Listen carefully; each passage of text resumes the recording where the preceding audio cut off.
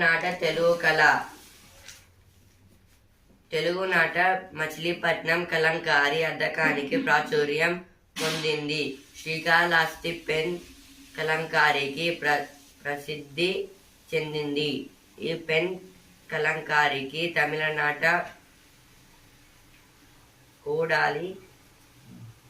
కోడాలి కార్పూర్ చిత్రకళ అని పేరు. కార్పూర్ కలంకారీ గాను పిలుస్తారు. వందల ఏళ్ల క్రితం తమిళనాడుకు వలస వెళ్లిన తెలుగువారు నేటికి అక్కడ ఈ కళను బతికిస్తున్నారు.